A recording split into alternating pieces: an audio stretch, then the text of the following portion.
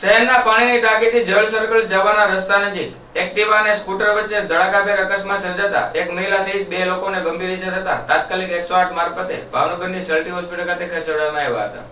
ભાવનગર શહેરના પાણીની ટાંકીથી jewel circle જવાના રસ્તા નજીક એક્ટિવા અને બાઇક વચ્ચે ધડાકાભેર અકસ્માત સર્જાયો હતો। આ અકસ્માતમાં એક મહિલા અને એક પુરુષને ગંભીર રીતે ઈજા થતા તાત્કાલિક 108 મારફતે સલ્ટી હોસ્પિટલ ખાતે ખસેડવામાં આવ્યા હતા।